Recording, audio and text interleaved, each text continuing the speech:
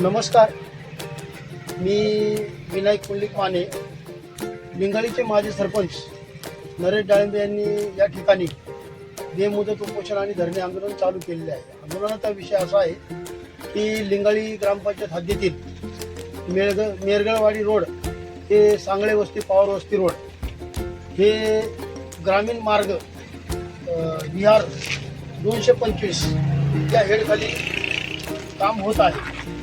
तर ह्या कामासाठी एकूण जवळपास 1 कोटी रुपयांची तरतूद आहे आणि या कामाची लांबी माझ्या माहितीप्रमाणे 600 मीटर आहे. तर हे काम त्यांनी जवळपास निम्म्या स्वरूपाचं उरकलेलं आहे आतापर्यंत. परंतु त्यांनी हे काम आहे ना, रस्त्याची रुंदी 3 मीटर अशी धरून काम केलेलं आहे.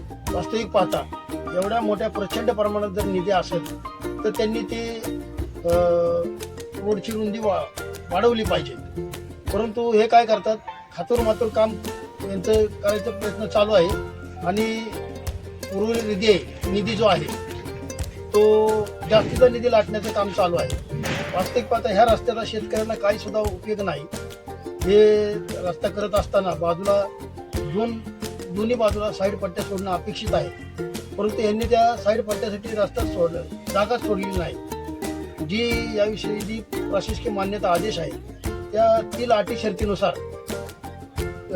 दोन्ही बाजूला त्यांनी साईड पट्ट्या सोडणं आवश्यक असून आणि ह्या रस्त्याची मालकी जोपर्यंत या कार्यान्वयन यंत्रणेकडे येणार नाही किंवा झेडपी कडे येणार नाही तोपर्यंत हा रस्त्याचं काम करता येणार नसले तरी त्यांनी नाही का समरी पॉवरवर हे काम उरकण्याचा प्रयत्न चालू आहे. तद्वतः या रस्त्याचा शेतकरी बांधवांना कुठलाही उपयोग होणार नाही. जर एखादा ट्रॅक्टर ट्रॉली जर गेली तर ते ह्या रस्त्यावर देखील मावल का नाही अशी परिस्थिती निर्माण झाली आहे. भविष्यात काही धोका निर्माण होऊ शकतो.